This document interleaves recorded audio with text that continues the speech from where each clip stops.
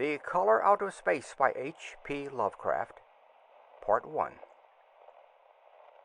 West of Arkham the hills rise wild, and there are valleys with deep woods that no axe has ever cut. There are dark, narrow glens where the trees slope fantastically, and where thin brooklets trickle without ever having caught the glint of sunlight. On the gentler slopes there are farms, ancient and rocky, with squat, moss-coated cottages brooding eternally over old New England secrets in the lee of great ledges. But these are all vacant now, the wide chimneys crumbling, and the shingled sides bulging perilously beneath low gambrel roofs. The old folk have gone away, and the foreigners do not like to live there. French Canadians have tried it, Italians have tried it, and the Poles have come and departed. It is not because of anything that can be seen or heard or handled, but because of something that is imagined. The place is not good for imagination, and does not bring restful dreams at night. It must be this which keeps the foreigners away, for old Ammi Pierce has never told them of anything he recalls from the strange days. Ammi, whose head has been a little queer for years, is the only one who still remains, or who ever talks of the strange days, and he dares to do this because his house is so near the open fields and the traveled roads around Arkham. There was once a road over the hills and through the valleys that ran straight where the blasted heath is now, but people ceased to use it, and a new road was laid curving far toward the south. Traces of the old one can still be found amid the weed of a returning wilderness, and some of them will doubtless linger even when half the hollows are flooded for the new reservoir. Then the dark woods will be cut down, and the blasted heath will slumber far below blue waters whose surface will mirror the sky and ripple in the sun. And the secrets of the strange days will be one with the deep's secrets, one with the hidden lore of old ocean, and all the mystery of primal earth. When I went into the hills and vales to survey for the new reservoir, they told me the place was evil. They told me this in Arkham, and because that is a very old town full of witch legends, I thought the evil must be something which grandmas had whispered to children through centuries. The name Blasted Heath seemed to me very odd and theatrical, and I wondered how it had come into the folklore of a Puritan people. Then I saw that dark westward tangle of glens and slopes for myself, and ceased to wonder at anything besides its own elder mystery. It was morning when I saw it, but shadow lurked always there. The trees grew too thickly, and their trunks were too big for any healthy New England wood. There was too much silence in the dim alleys between them, and the floor was too soft with the dank moss and mattings of infinite years of decay. In the open spaces, mostly along the line of the old road, there were little hillside farms, sometimes with all the buildings standing, sometimes with only one or two, and sometimes with only a lone chimney or fast-filling cellar. Weeds and briars reigned, and furtive wild things rustled in the undergrowth. Upon everything was a haze of restlessness and oppression, a touch of the unreal and the grotesque, as if some vital element of perspective or chiaroscuro were awry. I did not wonder that the foreigners would not stay, for this is no region to sleep in. It was too much like a landscape of Salvator Rosa, too much like some forbidding woodcut in a tale of terror. But even all this was not so bad as the blasted heath.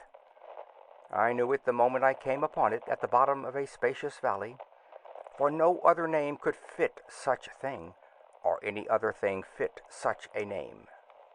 It was as if the poet had coined the phrase from having seen this one particular region. It must, I thought, as I viewed it, be the outcome of a fire, but why had nothing new ever grown over those 5 acres of gray desolation that sprawled open to the sky like a great spot eaten by acid in the woods and fields? It lay largely to the north of the ancient road line, but encroached a little on the other side. I felt an odd reluctance about approaching, and did so at last, only because my business took me through and past it. There was no vegetation of any kind on that broad expanse, but only a fine gray dust or ash which no wind seemed ever to blow about. The trees near it were sickly and stunted, and many dead trunks stood or lay rotting at the rim. As I walked hurriedly by, I saw the tumbled bricks and stones of an old chimney and cellar on my right, and the yawning black maw of an abandoned well, whose stagnant vapors played strange tricks with the hues of the sunlight. Even the long, dark woodland climbed beyond seemed welcome in contrast, and I marveled no more at the frightened whispers of Arkham people. There had been no house or ruin near. Even in the old days the place must have been lonely and remote. And at twilight, dreading to repass that ominous spot, I walked circuitously back to the town by the curving road on the south. I vaguely wished some clouds would gather, for an odd timidity about the deep skyey voids above had crept into my soul. In the evening I asked old people in Arkham about the blasted heath, and what was meant by that phrase "strange days," which so many evasively muttered. I could not, however, get any good answers, except that all the mystery was much more recent than I had dreamed. It was not a matter of old legendary at all, but something within the lifetime of those who spoke. It had happened in the 80s, and a family had disappeared or was killed. Speakers would not be exact, and because they all told me to pay no attention to old Ammi Pierce's crazy tales, I sought him out the next morning, having heard that he lived alone in the ancient tottering cottage where the trees first began to get very thick. It was a fearsomely ancient place, and had begun to exude the faint miasmal odor which clings about houses that have stood too long. Only with persistent knocking could I rouse the aged man, and when he shuffled timidly to the door, I could tell he was not glad to see me. He was not so feeble as I had expected, but his eyes drooped in a curious way, and his unkempt clothing and white beard made him seem very worn and dismal.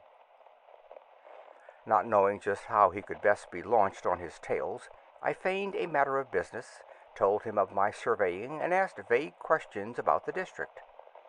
He was far brighter and more educated than I had been led to think, and before I knew it had grasped quite as much of the subject as any man I had talked with in Arkham. He was not like other rustics I had known in the regions where reservoirs were to be. From him there were no protests at the miles of old wood and farmland to be blotted out, though perhaps there would have been had not his home lain outside the bounds of the future lake. Relief was all that he showed, relief at the doom of the dark ancient valleys through which he had roamed all his life. They were better under water now, better under water since the strange days. And with this opening his husky voice sank low, while his body leaned forward, and his right forefinger began to point shakily and impressively. It was then that I heard the story, and as the rambling voice scraped and whispered on, I shivered again and again despite the summer day. Often I had to recall the speaker from ramblings, piece out scientific points which he knew only by fading parrot memory of professors' talk, or bridge over gaps where his sense of logic and continuity broke down. When he was done, I did not wonder that his mind had snapped a trifle, or that the folk of Arkham would not speak much of the blasted heath. I hurried back before sunset to my hotel, unwilling to have the stars come out above me in the open, and the next day returned to Boston to give up my position. I could not go into that dim chaos of old forest and slope again, or face another time that gray blasted heath where the black well yawned deep beside the tumbled bricks and stones. The reservoir will soon be built now, and all those elder secrets will lie safe forever under watery fathoms. But even then, I do not believe I would like to visit that country by night, at least not when the sinister stars are out, and nothing could bribe me to drink the new city water of Arkham. It all began, old Ami said, with the meteorite. Before that time there had been no wild legends at all since the witch trials, and even then these western woods were not feared half so much as a small island in the Miskatonic, where the devil held court beside a curious stone altar older than the Indians. These were not haunted woods, and their fantastic dusk was never terrible till the strange days. Then there had come that white noontide cloud, that string of explosions in the air, and that pillar of smoke from the valley far in the wood. And by night all Arkham had heard of the great rock that fell out of the sky and bedded itself in the ground beside the well at the Nahum Gardner place. That was the house which had stood where the blasted heath was to come. The trim, white Nahum Gardner house amidst its fertile gardens and orchards. Nahum had come to town to tell people about the stone, and had dropped in at Ami Pierce's on the way. Ami was 40 then, and all the queer things were fixed very strongly in his mind. He and his wife had gone with the 3 professors from Miskatonic University, who hastened out the next morning to see the weird visitor from unknown stellar space, and had wondered why Nahum had called it so large the day before. It had shrunk, Nahum said, as he pointed out the big brownish mound above the ripped earth and charred grass near the archaic well sweep in his front yard. But the wise men answered that stones do not shrink. Its heat lingered persistently, and Nahum declared it had glowed faintly in the night. The professors tried it with a geologist's hammer, and found it to be oddly soft. It was, in truth, so soft as to be almost plastic, and they gouged rather than chipped a specimen to take back to the college for testing. They took it in an old pail borrowed from Nahum's kitchen, for even the small piece refused to grow cool. On the trip back they stopped at Ami's to rest, and seemed thoughtful when Mrs. Pierce remarked that the fragment was growing smaller and burning the bottom of the pail. Truly it was not large, but perhaps they had taken less than they thought. The day after that, all this was in June of '82, the professors had trooped out again in great excitement.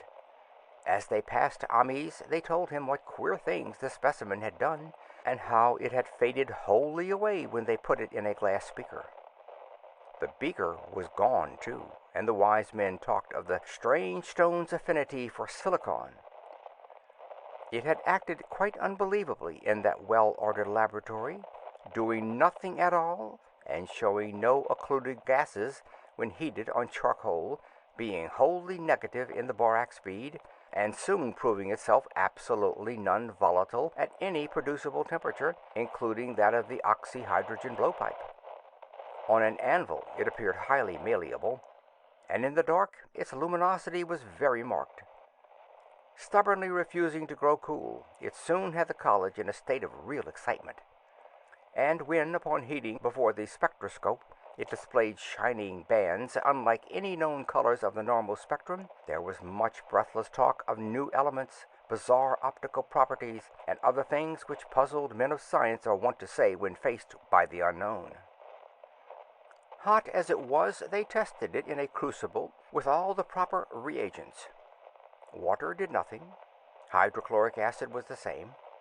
Nitric acid and even aqua regia merely hissed and spattered against its tarred invulnerability. Ami had difficulty in recalling all these things, but recognized some solvents as I mentioned them in the usual order of use. There were ammonia and caustic soda, alcohol and ether, nauseous carbon disulfide, and a dozen others. But although the weight grew steadily less as time passed, and the fragments seemed to be slightly cooling, there was no change in the solvents to show that they had attacked the substance at all. It was metal, though, beyond a doubt. It was magnetic, for one thing, and after its immersion in the acid solvents there seemed to be faint traces of the Widmerstatten figures found on meteoric iron. When the cooling had grown very considerable, the testing was carried on in glass, and it was in a glass beaker that they left all the chips made of the original fragment during the work. The next morning, Both chips and beaker were gone without trace, and only a charred spot marked the place on the wooden shelf where they had been. All this the professors told Ami as they paused at his door, and once more he went with them to see the stony messenger from the stars, though this time his wife did not accompany him. It had now most certainly shrunk, and even the sober professors could not doubt the truth of what they saw. All around the dwindling brown lump near the well was a vacant space, except where the earth had caved in, and whereas it had been a good 7 feet across the day before, it was now scarcely 5. It was still hot, and the sages studied its surface curiously as they detached another and larger piece with hammer and chisel.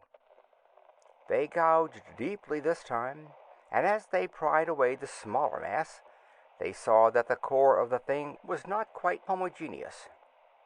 They had uncovered what seemed to be the side of a large colored globule embedded in the substance. The color, which resembled some of the bands in the meteor's strange spectrum, was almost impossible to describe, and it was only by analogy that they called it color at all. Its texture was glossy, and upon tapping it appeared to promise both brittleness and hollowness. One of the professors gave it a smart blow with the hammer, and it burst with a nervous little pop. Nothing was emitted, and all trace of the thing vanished with the puncturing. It left a small, hollow, spherical space about 3 inches across, and all thought it probable that others would be discovered as the enclosing substance wasted away. Conjecture was vain, so after a futile attempt to find additional globules by drilling, the seekers left again with their new specimen, which proved, however, as baffling in the laboratory as its predecessor. Aside from being almost plastic, having heat, magnetism, and slight luminosity, cooling slightly in powerful acids, possessing an unknown spectrum, wasting away in air, and attacking silicone compounds with mutual destruction as a result, it presented no identifying features whatsoever. And at the end of the tests, the college scientists were forced to own that they could not place it. It was nothing of this earth, but a piece of the great outside, and as such dowered with outside properties and obedient to outside laws. That night there was a thunderstorm, and when the professors went out to Nahum's the next day, they met with bitter disappointment. The stone, magnetic as it had been, must have had some peculiar electrical property, for it had drawn the lightning, as Nahum said, with a singular persistence. 6 times within an hour the farmer saw the lightning strike the furrow in the front yard, and when the storm was over, nothing remained but a ragged pit by the ancient well-sweep, half choked with caved-in earth. Digging had borne no fruit, and the scientists verified the fact of the utter vanishment. The failure was total, so that nothing was left to do but go back to the laboratory and test again the disappearing fragment left carefully cased in lead. That fragment lasted a week, at the end of which nothing of value had been learned of it.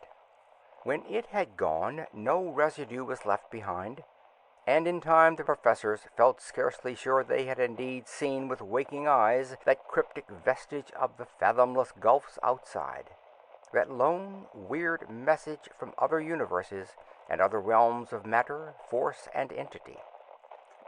As was natural, the Orkham papers made much of the incident with its collegial sponsoring, and sent reporters to talk with Nahum Gardner and his family. At least one Boston daily also sent a scribe, and Nahum quickly became a kind of local celebrity. He was a lean, genial person of about 50, living with his wife and 3 sons on the pleasant farmstead in the valley. He and Ami exchanged visits frequently, as did their wives, and Ami had nothing but praise for him after all these years. He seemed slightly proud of the notice his place had attracted, and talked often of the meteorite in the succeeding weeks. That July and August were hot, and Nahum worked hard at his haying in the 10-acre pasture across Chapham's Brook, his rattling wain wearing deep ruts in the shadowy lanes between. The labor tired him more than it had in other years, and he felt that age was beginning to tell on him. Then fell the time of fruit and harvest. The pears and apples slowly ripened, and Nahum vowed that his orchards were prospering as never before. The fruit was growing to phenomenal size and unwonted gloss, and in such abundance that extra barrels were ordered to handle the future crop. But with the ripening came sore disappointment, for of all that gorgeous array of specious lusciousness, not a single jot was fit to eat. Into the fine flavor of the pears and apples had crept a stealthy bitterness and sickishness, so that even the smallest of bites induced a lasting disgust. It was the same with the melons and tomatoes, and Nahum sadly saw that his entire crop was lost. Quick to connect events, he declared that the meteorite had poisoned the soil, and thanked heaven that most of the other crops were in the upland lot along the road. Winter came early, and was very cold. Ami saw Nahum less often than usual, and observed that he had begun to look worried. The rest of his family, too, seemed to have grown taciturn, and were far from steady in their church-going or their attendance at the various social events of the countryside. For this reserve or melancholy no cause could be found, though all the household confessed now and then to poorer health and a feeling of vague disquiet. Nahum himself gave the most definite statement of anyone when he said he was disturbed about certain footprints in the snow. They were the usual winter prints of red squirrels, white rabbits, and foxes, but the brooding farmer professed to see something not quite right about their nature and arrangement. He was never specific, but appeared to think that they were not as characteristic of the anatomy and habits of squirrels and rabbits and foxes as they ought to be. Ami listened without interest to this talk, until one night when he drove past Nahum's house in the sleigh on the way back from Clark's Corners. There had been a moon, and a rabbit had run across the road, and the leaps of the rabbit were longer than either Ami or his horse liked. The latter, indeed, had almost run away when brought up by a firm rein. Thereafter, Ami gave Nahum's tales more respect, and wondered why the gardener's dogs seemed so cowed and quivering every morning. They had, it developed, nearly lost the spirit to bark. In February, the McGregor boys from Meadow Hill were out shooting woodchucks, and not far from the Gardner place bagged a very peculiar specimen. The proportions of its body seemed slightly altered in a queer way, impossible to describe, while its face had taken on an expression which no one ever saw in a woodchuck before. The boys were genuinely frightened, and threw the thing away at once, so that only their grotesque tales of it ever reached the people of the countryside. But the shying of horses near Nahum's house had now become an acknowledged thing, and all the basis for a cycle of whispered legend was fast taking form. People vowed that the snow melted faster around Nahum's than it did anywhere else, and early in March there was an awed discussion in Potter's General Store at Clark's Corners. Stephen Rice had driven past Gardner's in the morning, and had noticed the skunk cabbages coming up through the mud by the woods across the road. Never were things of such size seen before, and they held strange colors that could not be put into any words. Their shapes were monstrous, and the horse had snorted at an odor which struck Stephen as wholly unprecedented. That afternoon several persons drove past to see the abnormal growth, and all agreed that plants of that kind ought never to sprout in a healthy world. The bad fruit of the fall before was freely mentioned, and it went from mouth to mouth that there was poison in Nahum's ground. Of course it was the meteorite, and remembering how strange the men from the college had found that stone to be, several farmers spoke about the matter to them. One day they paid Nahum a visit, and having no love of wild tales and folklore, were very conservative in what they inferred. The plants were certainly odd, but all skunk cabbages are more or less odd in shape and hue. Perhaps some mineral element from the stone had entered the soil, but it would soon be washed away. And as for the footprints and frightened horses, of course that was mere country talk, which such a phenomenon as the aerolite would be certain to start. There was really nothing for serious men to do in cases of wild gossip, for superstitious rustics will say and believe anything. And so, all through the strange days, the professors stayed away in contempt. Only one of them, when given 2 files of dust for analysis in a police job over a year and a half later, recalled that the queer color of that skunk cabbage had been very like one of the anomalous bands of light shown by the meteor fragment in the college spectroscope, and like the brittle globule found embedded in the stone from the abyss. The samples in this analysis case gave the same odd bands at first, though later they lost the property. The trees budded prematurely around Nahum's, and at night they swayed ominously in the wind. Nahum's second son, Thaddeus, a lad of 15, swore that they swayed also when there was no wind, but even the gossips would not credit this. Certainly, however, restlessness was in the air. The entire Gardner family developed the habit of stealthy listening, though not for any sound which they could consciously name. The listening was, indeed, rather a product of moments when consciousness seemed half to slip away. Unfortunately, such moments increased week by week, till it became common speech that something was wrong with all Nahum folks. When the early saxifrage came out, it had another strange color, not quite like that of the skunk cabbage, but plainly related and equally unknown to anyone who saw it. Nahum took some blossoms to Arkham and showed them to the editor of the Gazette, but that dignitary did no more than write a humorous article about them, in which the dark fears of rustics were held up to polite ridicule.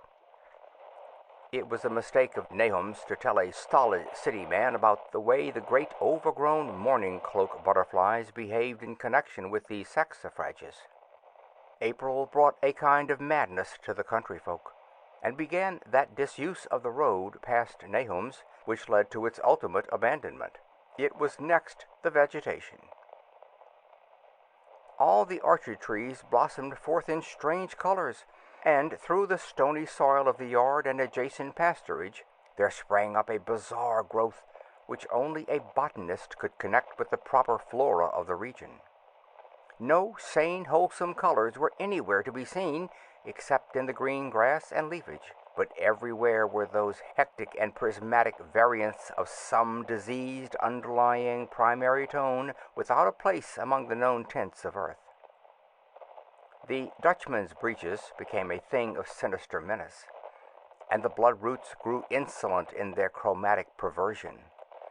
Ami and the gardeners thought that most of the colors had a sort of haunting familiarity, and decided that they reminded one of the brittle globule in the meteor. Nahum plowed and sowed the 10-acre pasture and the upland lot, but did nothing with the land around the house. He knew it would be of no use, and hoped that the summer's strange growths would draw all the poison from the soil. He was prepared for almost anything now, and had grown used to the sense of something near him waiting to be heard. The shunning of his house by neighbors told on him, of course, but it told on his wife more. The boys were better off, being at school each day, but they could not help being frightened by the gossip. Thaddeus, an especially sensitive youth, suffered the most.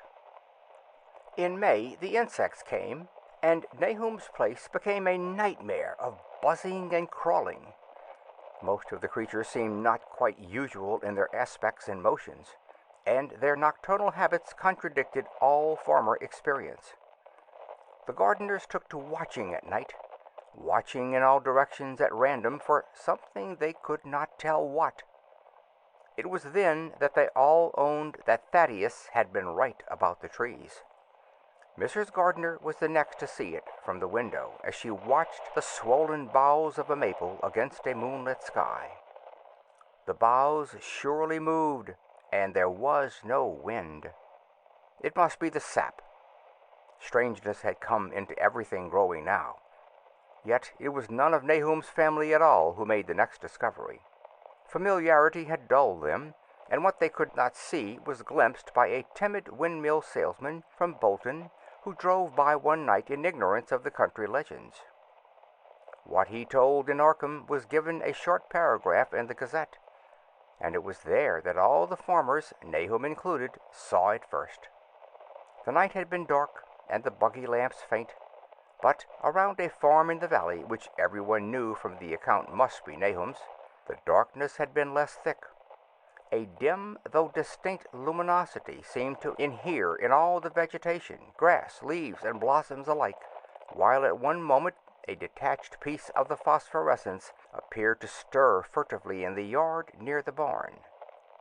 The grass had so far seemed untouched, and the cows were freely pastured in the lot near the house.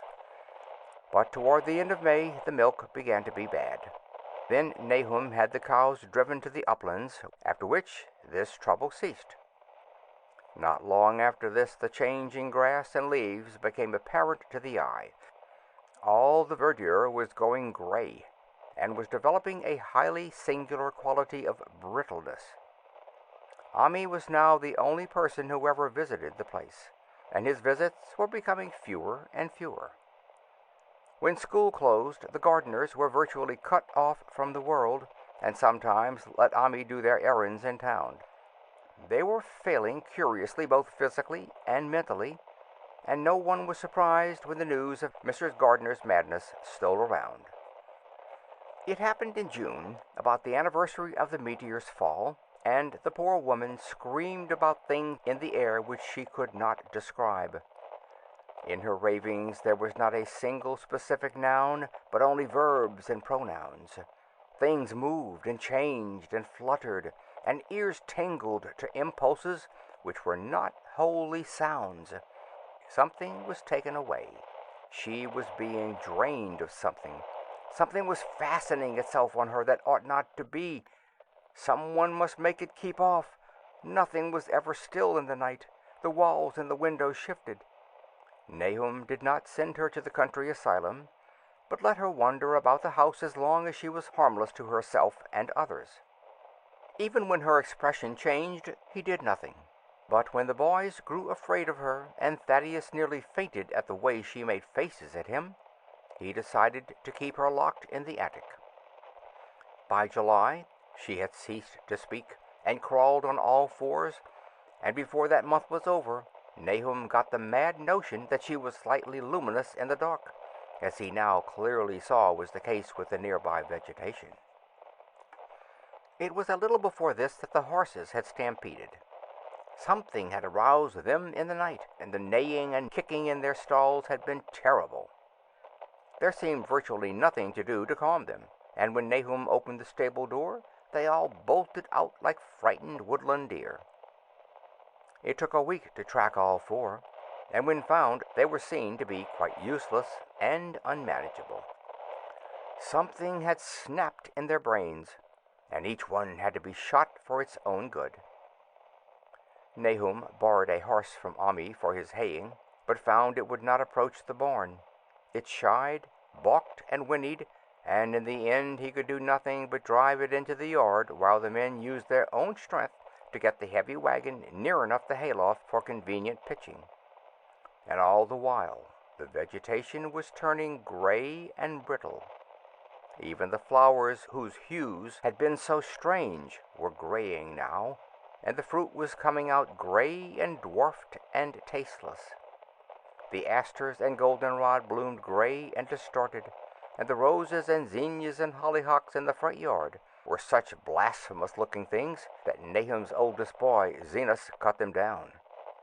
The strangely puffed insects died about that time, even the bees that had left their hives and taken to the woods. By September, all the vegetation was fast crumbling to a grayish powder, and Nahum feared that the trees would die before the poison was out of the soil. His wife now had spells of terrific screaming, and he and the boys were in a constant state of nervous tension. They shunned people now, and when school opened, the boys did not go. But it was Ami, on one of his rare visits, who first realized that the well water was no longer good. It had an evil taste that was not exactly fetid nor exactly salty, and Ami advised his friend to dig another well on higher ground to use till the soil was good again. Nahum, however, ignored the warning, for he had by that time become calloused to strange and unpleasant things.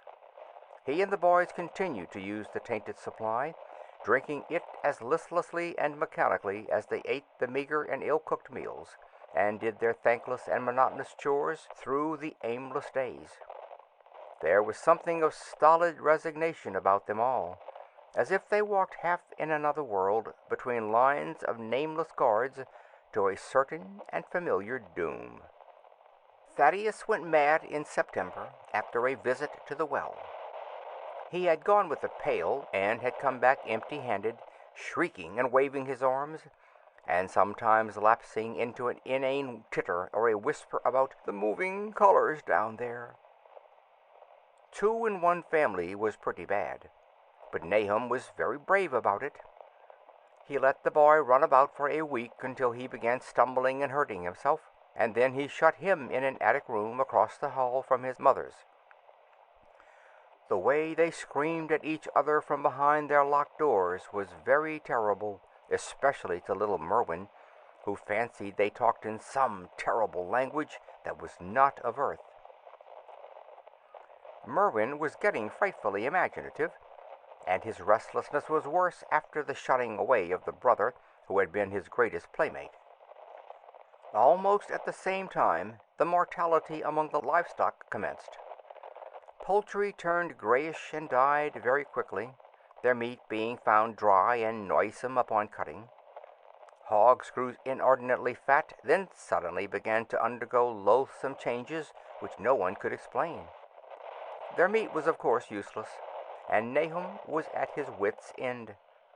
No rural veterinary would approach his place, and the city veterinary from Arkham was openly baffled. The swine began growing gray and brittle and falling to pieces before they died, and their eyes and muzzles developed singular alterations.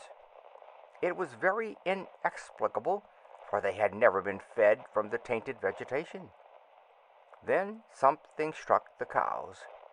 Certain areas, or sometimes the whole body, would be uncannily shriveled or compressed, and atrocious collapses or disintegrations were common.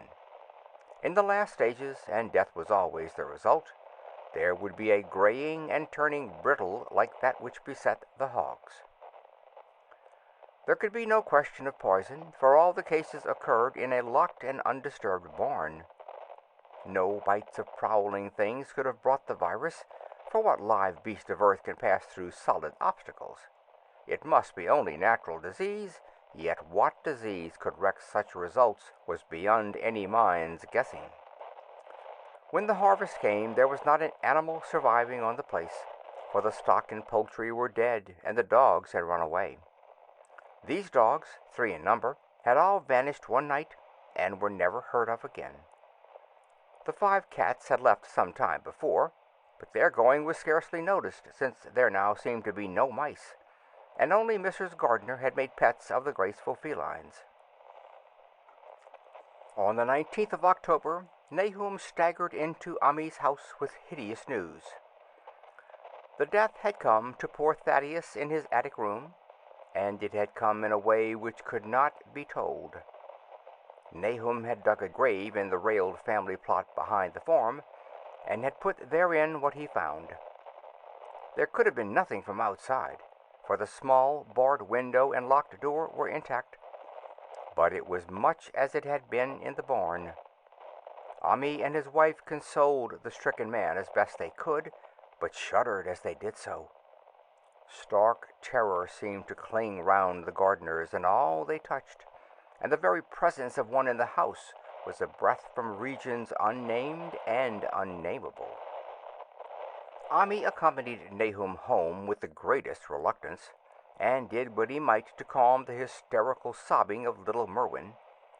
Zenas needed no calming. He had come of late to do nothing but stare into space and obey what his father told him, and Ami thought that his fate was very merciful. Now and then Merwin's screams were answered faintly from the attic, and in response to an inquiring look, Nahum said that his wife was getting very feeble. When night approached, Ami managed to get away, for not even friendship could make him stay in that spot when the faint glow of the vegetation began, and the trees may or may not have swayed without wind. It was really lucky for Ami that he was not more imaginative. Even as things were, his mind was bent ever so slightly, but had he been able to connect and reflect upon all the portents around him, he must inevitably have turned a total maniac. In the twilight he hastened home, the screams of the mad woman and the nervous child ringing horrible in his ears. 3 days later, Nahum burst into Ami's kitchen in the early morning, and in the absence of his host, stammered out a desperate tale once more, while Mrs. Pierce listened in a clutching fright. It was little Merwin this time. He was gone. He had gone out late at night with a lantern and pail for water, and had never come back. He'd been going to pieces for days, and hardly knew what he was about. Screamed at everything. There had been a frantic shriek from the yard then, but before the father could get to the door, the boy was gone. There was no glow from the lantern he had taken, and of the child himself no trace. At the time, Nahum thought the lantern and pail were gone too, but when dawn came, and the man had plodded back from his all-night search of the woods and fields, he had found some very curious things near the well. There was a crushed and apparently somewhat melted mass of iron, which had certainly been the lantern, while a bent pail and twisted iron hoops beside it, both half fused, seemed to hint at the remnants of the pail. That was all. Nahum was past imagining. Mrs. Pierce was blank, and Ami, when he had reached home and heard the tale, could give no guess. Merwin was gone, and there would be no use in telling the people around, who shunned all gardeners now. No use either in telling the city people at Arkham, who laughed at everything. Thad was gone, and now Merwin was gone. Something was creeping and waiting to be seen and heard. Nahum would go soon, and he wanted Ami to look after his wife and Zenas if they survived him. It must all be a judgment of some sort, though he could not fancy what for, since he had always walked uprightly in the Lord's ways so far as he knew. For over 2 weeks Ami saw nothing of Nahum, and then, worried about what might have happened, he overcame his fears and paid the Gardner place a visit. There was no smoke from the great chimney, and for a moment the visitor was apprehensive of the worst. The aspect of the whole farm was shocking.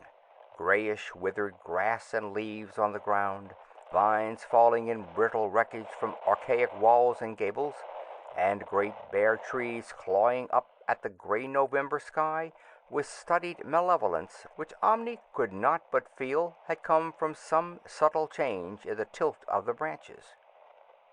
But Nahum was alive after all. He was weak and lying in a couch in the low-ceiled kitchen, but perfectly conscious and able to give simple orders to Zenas. The room was deadly cold, and as Ami visibly shivered, the host shouted huskily to Zenas for more wood. Wood, indeed, was sorely needed, since the cavernous fireplace was unlit and empty, with a cloud of soot blowing about in the chill wind that came down the chimney. Presently, Nahum asked him if the extra wood had made him any more comfortable, and then Ami saw what had happened. The stoutest cord had broken at last, and the hapless farmer's mind was proof against more sorrow. Questioning tactfully, Ami could get no clear data at all about the missing Zenas. "In the well, he lives in the well," was all that the clouded father would say. Then there flashed across the visitor's mind a sudden thought of the mad wife, and he changed his line of inquiry. "Nabby, why, here she is," was the surprised response of poor Nahum, and Ami soon saw that he must search for himself. Leaving the harmless babbler on the couch, he took the keys from their nail beside the door and climbed the creaking stairs to the attic. It was very close and noisome up there, and no sound could be heard from any direction. Of the 4 doors in sight, only one was locked, and on this he tried various keys on the ring he had taken. The 3rd key proved the right one, and after some fumbling, Ami threw open the low white door. It was quite dark inside, for the window was small and half obscured by the crude wooden bars, and Ami could see nothing at all on the wide planked floor. The stench was beyond enduring, and before proceeding further, he had to retreat to another room and return with his lungs filled with breathable air. When he did enter, he saw something dark in the corner, and upon seeing it more clearly, he screamed outright. While he screamed, he thought a momentary cloud eclipsed the window, and a second later he felt himself brushed as if by some hateful current of vapor. Strange colors danced before his eyes, and had not a present horror numbed him, he would have thought of the globule in the meteor that the geologist's hammer had shattered, and of the morbid vegetation that had sprouted in the spring. As it was, he thought only of the blasphemous monstrosity which confronted him, and which all too clearly had shared the nameless fate of young Thaddeus and the livestock. But the terrible thing about the horror was that it very slowly and perceptibly moved as it continued to crumble. End of Part 1. Part 2. Ami would give me no added particulars of this scene, but the shape in the corners does not reappear in his tale as a moving object. There are things which cannot be mentioned, and what is done in common humanity is sometimes cruelly judged by the law. I gathered that no moving thing was left in that attic room, and that to leave anything capable of motion there would have been a deed so monstrous as to damn any accountable being to eternal torment. Anyone but a stolid farmer would have fainted or gone mad. But Ami walked conscious through that low doorway and locked the accursed secret behind him. There would be Nahum to deal with now. He must be fed and tended and removed to some place where he could be cared for. Commencing his descent of the dark stairs, Ami heard a thud below him. He even thought a scream had been suddenly choked off, and recalled nervously the clammy vapor which had brushed by him in that frightful room above. What presence had his cry and entry started up? Halted by some vague fear, he heard still further sounds below. Indubitably there was a sort of heavy dragging, and the most detestably sticky noise, as of some fiendish and unclean species of suction. With an associative sense goaded to feverish heights, he thought unaccountably of what he had seen upstairs.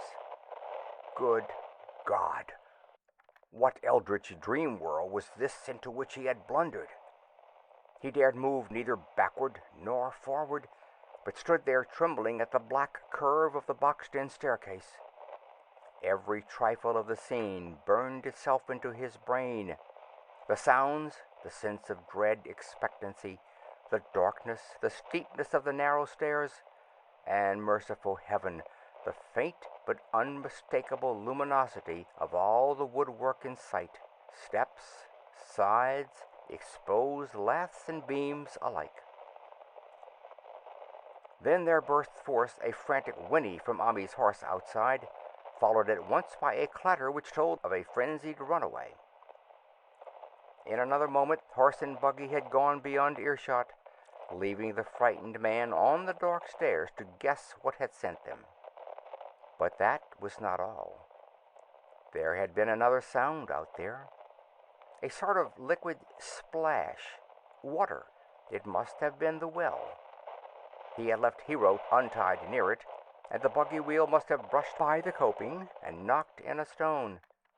And the still pale phosphorescence glowed in that detestably ancient woodwork. God, how old the house was! Most of it built before 1700. A feeble scratching on the door downstairs now sounded distinctly, and Ami's grip tightened on a heavy stick he had picked up in the attic for some purpose. Slowly nerving himself, he finished his descent and walked boldly toward the kitchen. But he did not complete the walk, because what he sought was no longer there. It had come to meet him, and it was still alive after a fashion. Whether it had crawled or whether it had been dragged by any external forces, Ami could not say. But the death had been at it. Everything had happened in the last half hour, but collapse, graying, and the disintegration were already far advanced. There was a horrible brittleness, and dry fragments were scaling off. Ami could not touch it, but looked horrifiedly into the distorted parody that had been a face. "What was it, Nahum? What was it?" he whispered, and the cleft, bulging lips were just able to crackle out a final answer. "Nothing, nothing. The color, it burns. Cold and wet, but it burns. It lived in the well. I seen it. A kind of smoke, just like the flowers. Last spring, the well shone at night. Thad and Merwin and Zenas, everything alive, sucking the life out of everything. In that stone, it must have come in that stone, poisoned the whole place. Don't know what it wants. That round thing them men from the college dug out in the stone, they smashed it. It was that same color, just the same, like the flowers and plants. Must have been more of 'em. Seeds. Seeds. They growed. I seen it the first time this week. I must have got strong on Zenas. He was a big boy, full of life. It beats down your mind and then gets you, burns you up in the well water. You was right about that. Evil water. Zenas never come back from the well. Can't get away. Draws you. You know something's coming, but 'tain't no use. I seen it time and again. Zenas was took. Where's Nabby, Ami? My head's no good. Don't know how long since I fed her. It'll get her if we ain't careful. Just a color. Her face is getting to have that color sometimes, toward night, and it burns and sucks. It come from some place where things ain't as they is here. One of them professors said so. He was right. Look out, Ami. It'll do something more. Sucks the life out." But that was all. That which spoke could speak no more because it had completely caved in. Ami laid a red checked tablecloth over what was left and reeled out the back door into the fields. He climbed the slope to the 10-acre pasture and stumbled home by the north road and the woods. He could not pass that well from which his horses had run away. He had looked at it through the window and had seen that no stone was missing from the rim. Then the lurching buggy had not dislodged anything after all. The splash had been something else, something which went into the well after it had done with poor Nahum. When Omni reached his house, the horses and buggy had arrived before him and thrown his wife into fits of anxiety. Reassuring her without explanations, he set out at once for Arkham and notified the authorities that the Gardner family was no more. He indulged in no details, but merely told of the deaths of Nahum and Nabby, that of Thaddeus being already known, and mentioned that the cause seemed to be the same strange ailment which had killed the livestock. He also stated that Merwin and Zenas had disappeared. There was considerable questioning at the police station, and in the end Ami was compelled to take 3 officers to the Gardner farm, together with the coroner, the medical examiner, and the veterinary who had treated the deceased animals. He went much against his will, for the afternoon was advancing, and he feared the fall of night over that accursed place, but it was some comfort to have so many people with him.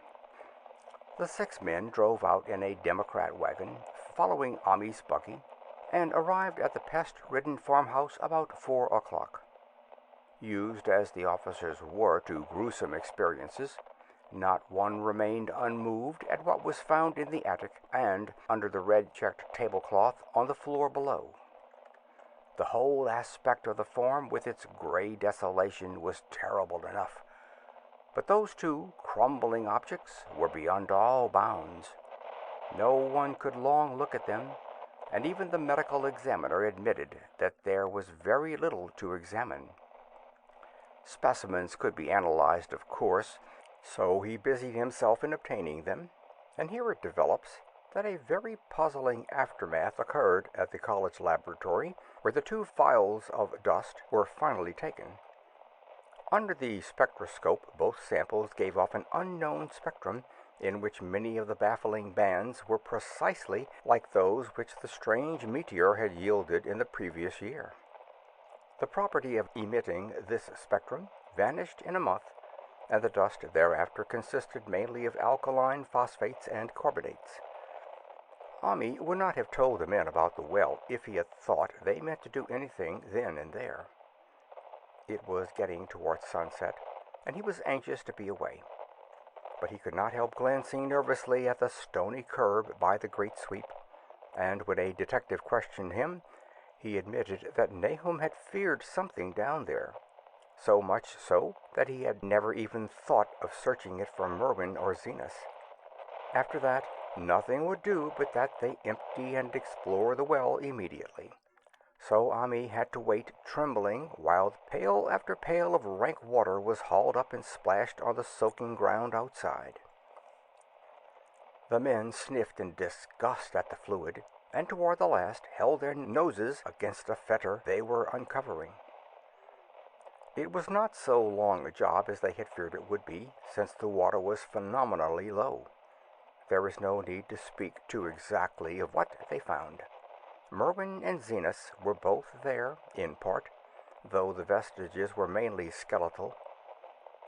There were also a small deer and a large dog in about the same state, and a number of bones of smaller animals. The ooze and slime at the bottom seemed inexplicably porous and bubbling, and a man who descended on handholds with a long pole found that he could sink the wooden shaft to any depth in the mud of the floor without meeting any solid obstruction. Twilight had now fallen, and lanterns were brought from the house.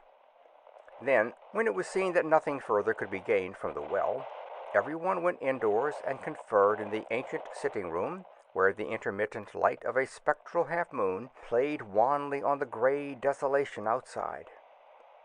The men were frankly nonplussed by the entire case, and could find no convincing common element to link the strange vegetable conditions, the unknown disease of livestock and humans, and the unaccountable death of Merwin and Zenas in the tainted well. They had heard the common country talk, it is true, but could not believe that anything contrary to natural law had occurred. No doubt the meteor had poisoned the soil, but the illness of person and animals who had eaten nothing grown in that soil was another matter. Was it the well water? Very possibly. It might be a good idea to analyze it, but what peculiar madness could have made both boys jump into the well?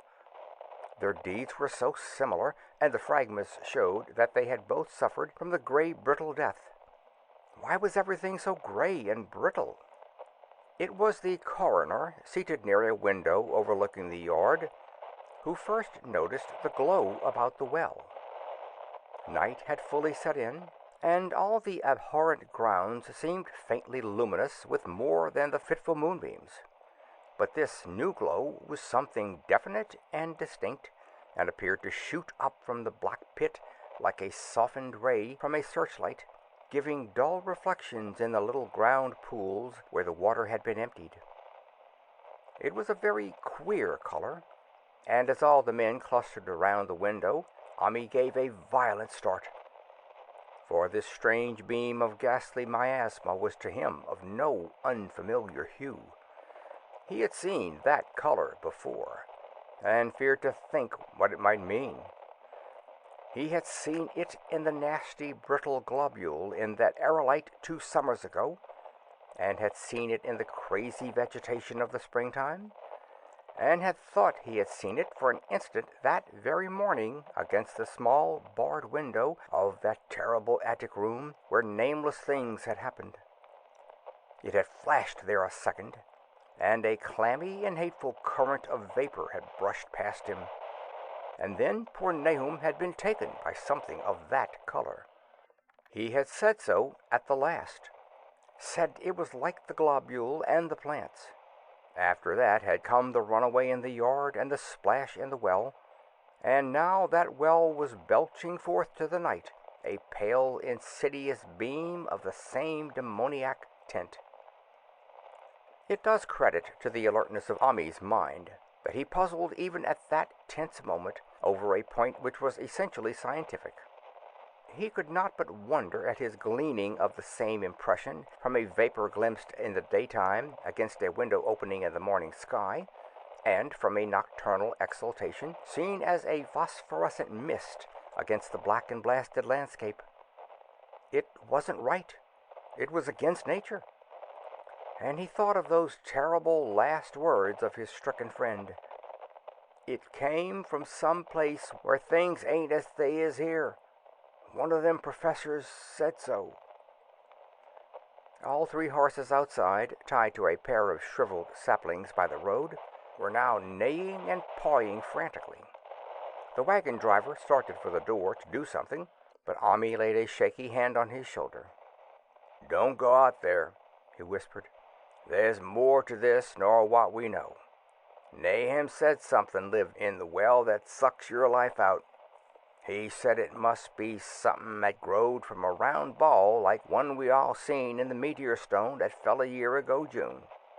Sucks and burns, he said, and it's just a cloud of color like that light out thar now, that ye can hardly see and can't tell what it is.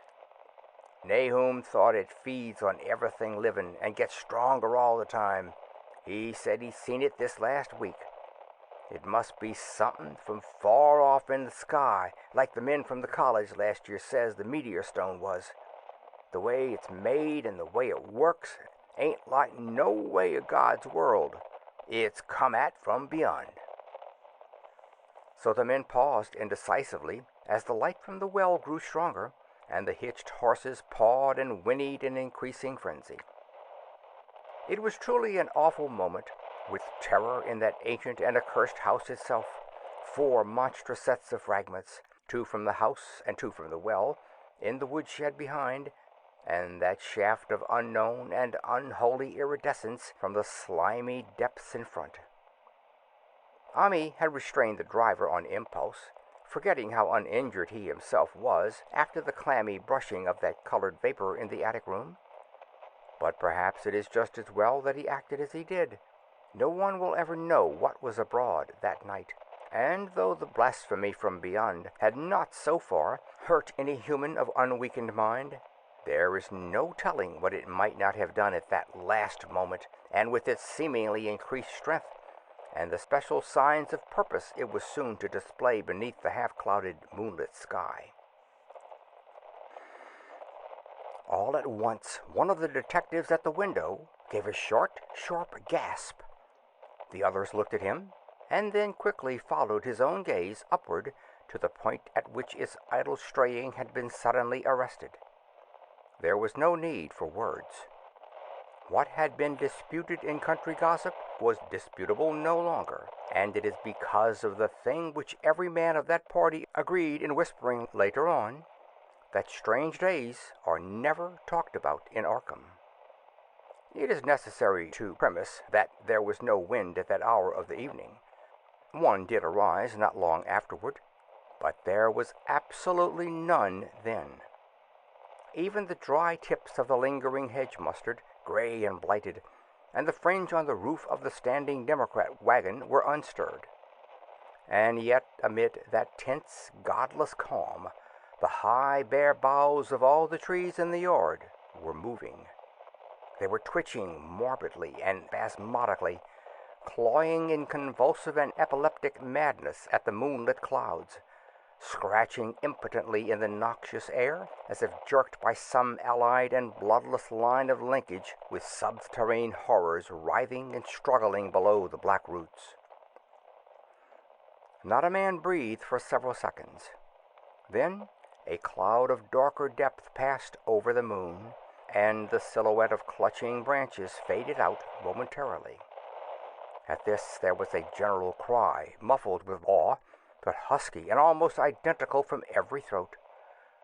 For the terror had not faded with the silhouette, and in a fearsome instant of deeper darkness, the watchers saw, wriggling at the treetop height, 1,000 tiny points of faint, unhallowed radiance, tipping each bough like the fire of St. Elmo's or the flames that come down on the apostles' heads at Pentecost. It was a monstrous constellation of unnatural light, like a gutted swarm of corpse-fed fireflies dancing hellish sarabands over the accursed marsh. And its color was that same nameless intrusion which Ami had come to recognize and dread. All the while, the shaft of phosphorescence from the well was getting brighter and brighter, bringing to the minds of the huddled men a sense of doom and abnormality which far outraged any image their conscious minds could form. It was no longer shining out, it was pouring out, and as the shapeless stream of unplaceable color left the well, it seemed to flow directly into the sky. The veterinary shivered and walked to the front door to drop the heavy extra bar across it. Ami shook no less, and had to tug and point for lack of a controllable voice when he wished to draw notice to the growing luminosity of the trees. The neighing and stamping of the horses had become utterly frightful, but not a soul of that group in the old house would have ventured forth for any earthly reward. With the moments, the shining of the trees increased, while their restless branches seemed to strain more and more toward verticality. The wood of the well sweep was shining now, and presently a policeman dumbly pointed to some wooden sheds and beehives near the stone wall on the west. They were commencing to shine, too, though the tethered vehicles of the visitors seemed so far unaffected. Then there was a wild commotion and clopping in the road, and as Ami quenched the lamp for better seeing, they realized that the span of frantic grays had broken their sapling and run off with the Democrat wagon. The shock served to loosen several tongues, and embarrassed whispers were exchanged. "It spreads on everything organic that's been around here," muttered the medical examiner. No one replied, but the man who had been in the well gave a hint that his long pole must have stirred up something intangible. "It was awful," he added. "There was no bottom at all, just ooze and bubbles, and the feeling of something lurking under there." Ami's horse still pawed and screamed deafeningly in the road outside, and nearly drowned his owner's faint quaver as he mumbled his formless reflections. "It came from that stone. It growed down there. It got everything living. It fed itself on 'em, mind and body. Thad and Merwin, Zenas and Nabby. Nabum was the last. They all drunk the water. It got so strong on 'em. It come from beyond, where things ain't like they be here. Now it's going home." At this point, as the column of unknown color flared suddenly stronger and began to weave itself into fantastic suggestions of shape, which each spectator later described differently, there came from the poor tethered hero such a sound as no man before or since ever heard from a horse. Every person in that low-pitched sitting-room stopped his ears, and Ami turned away from the window in horror and nausea. Words could not convey it. When Ami looked out again, the hapless beast lay huddled inert on the moonlit ground between the splintered shafts of the buggy. That was the last of Hero till they buried him next day. But the present was no time to mourn, for almost at this instant a detective silently called attention to something terrible in the very room with them. In the absence of the lamplight, it was clear that a faint phosphorescence had begun to pervade the entire apartment. It glowed on the broad planked floor where the rag carpet left it bare, and shimmered over the sashes of the small paned windows. It ran up and down the exposed corner posts, coruscated about the shelf and mantel, and infected the very doors and furniture.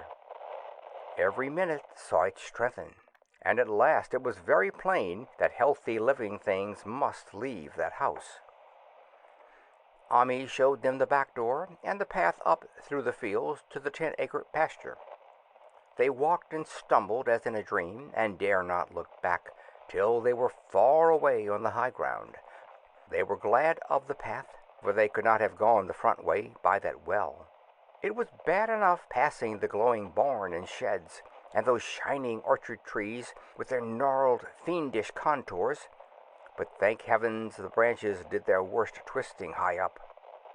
The moon went under some very black clouds as they crossed the rustic bridge over Chapman's Brook, and it was blind groping from there to the open meadows.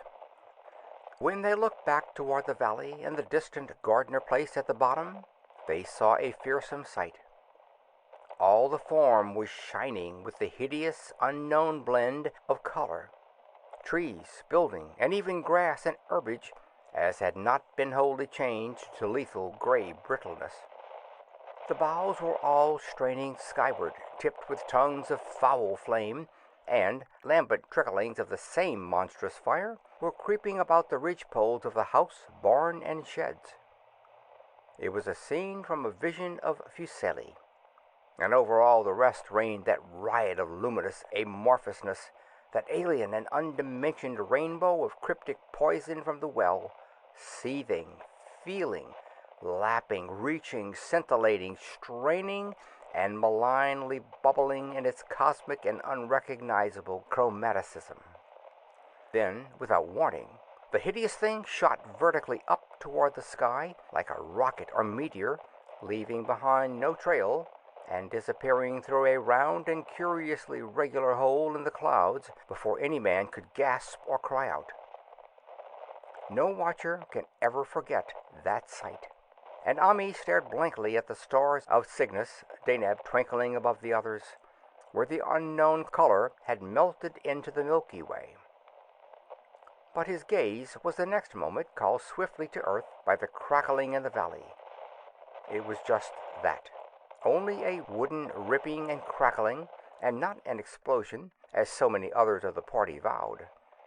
Yet the outcome was the same, for in one feverish kaleidoscopic instant there burst up from that doomed and accursed form a gleamingly eruptive cataclysm of unnatural sparks and substance, blurring the glance of the few who saw it, and sending forth to the zenith a bombarding cloudburst of such colored and fantastic fragments as our universe must needs disown.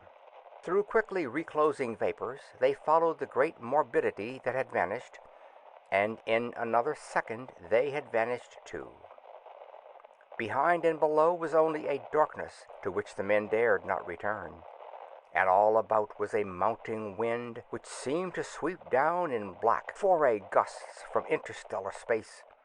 It shrieked and howled and lashed the fields and distorted woods in a mad cosmic frenzy, till soon the trembling party realized it would be no use waiting for the moon to show what was left down there in Nahum's. Too awed even to hint theories, the 7 shaken men trudged back toward Arkham by the north road.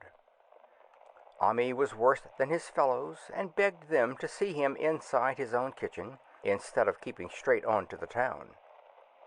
He did not wish to cross the blighted, wind-whipped woods alone to his home on the main road, for he had had an added shock that the others were spared, and was crushed forever with a brooding fear he dared not even mention for many years to come. As the rest of the watchers on that tempestuous hill had stolidly set their faces toward the road, Ami had looked back an instant at the shadowed valley of desolation so lately sheltering his ill-starred friend, and from that stricken, far-away spot he had seen something feebly rise, only to sink down again upon the place from which the great shapeless horror had shot into the sky.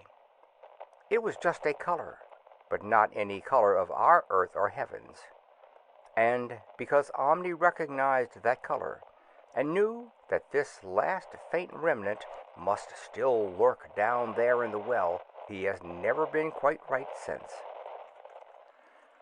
Ami would never go near the place again. It is 44 years now since the horror happened, but he has never been there, and will be glad when the new reservoir blots it out. I shall be glad too, for I do not like the way the sunlight changed color around the mouth of that abandoned well I passed. I hope the water will always be very deep, but even so, I shall never drink it. I do not think I shall visit the Arkham country hereafter. 3 of the men who had been with Ami returned the next morning to see the ruins by daylight, but there were not any real ruins, only the bricks of the chimney, the stones of the cellar, some mineral and metallic litter here and there, and the rim of that nefandous well. Save for Omni's dead horse, which they towed away and buried, and the buggy which they shortly returned to him, everything that had ever been living had gone. 5 eldritch acres of dusty, gray desert remained, nor has anything ever grown there since. To this day it sprawls open to the sky like a great spot eaten by acid in the woods and fields, and the few who have ever dared glimpse it in spite of the rural tales have named it the Blasted Heath. The rural tales are queer. They might be even queerer if city men and college chemists could be interested enough to analyze the water from that disused well, or the gray dust that no wind seems ever to disperse. Botanists, too, ought to study the stunted flora on the borders of that spot, for they might shed light on the country notion that the blight is spreading, little by little, perhaps an inch a year. People say the color of the neighboring herbage is not quite right in the spring, and that wild things leave queer prints in the light winter snow. Snow never seems quite so heavy on the Blasted Heath as it is elsewhere. Horses, the few that are left in this motor age, grow skittish in the silent valley, and hunters cannot depend on their dogs too near the splotch of grayish dust. They say the mental influences are very bad, too. Numbers went queer in the years after Naham's taking, and always they lacked the power to get away. Then the stronger-minded folks all left the region, and only the foreigners tried to live in the crumbling old homesteads. They could not stay, though, and one sometimes wonders what insight beyond ours their wild, weird stories of whispered magic have given them. Their dreams at night, they protest, are very horrible in that grotesque country, and surely the very look of the dark realm is enough to stir a morbid fancy. No traveler has ever escaped a sense of strangeness in those deep ravines, and artists shiver as they paint thick woods, whose mystery is as much of the spirits as of the eye. I myself am curious about the sensation I derived from my one lone walk before Ami told me his tale. When twilight came, I had vaguely wished some clouds would gather, for odd timidity about the deep skyey voids above had crept into my soul. Do not ask me for my opinion. I do not know, that is all. There was no one but Ami to question, for Arkham people will not talk about the strange days, and all 3 professors who saw the aerolite and its colored globule are dead. There were other globules, depend upon that. One must have fed itself and escaped, and probably there was another which was too late. No doubt it is still down the well. I know there was something wrong with the sunlight I saw above that miasmal brink. The rustics say the blight creeps an inch a year, so perhaps there is a kind of growth or nourishment even now. But whatever demon hatchling is there, it must be tethered to something, or else it would quickly spread. Is it fastened to the roots of those trees that claw the air? One of the current Arkham tales is about fat oaks that shine and move as they ought not to at night. What it is, only God knows. In terms of matter, I suppose, the thing Ami described would be called a gas, but this gas obeyed laws that were not of our cosmos. This was no fruit of such worlds and suns as shine on the telescopes and photographic plates of our observatories. There was no breath from the skies whose motions and dimensions our astronomers measure or deem too vast to measure. It was just a color out of space, a frightful messenger from unformed realms of infinity beyond all nature as we know it, from realms whose mere existence stuns the brain and numbs us with the black extracosmic gulfs it throws open before our frenzied eyes. I doubt very much if Ami consciously lied to me, and I do not think his tale was all a freak of madness, as the townfolk had forewarned. Something terrible came to the hills and valleys on that meteor, and something terrible, though I know not in what proportion, still remains. I shall be glad to see the water come. Meanwhile, I hope nothing will happen to Ami. He saw so much of the thing, and its influences were so insidious. Why has he never been able to move away? How clearly he recalled those dying words of Nahum's. Can't get away. Draws ya. You know some's that comin', but 'tain't no use. Ami is such a good old man. When the reservoir gang get to work, I must write the chief engineer to keep a sharp watch on him. I would hate to think of him as the gray, twisted, brittle monstrosity which persists more and more in troubling my sleep.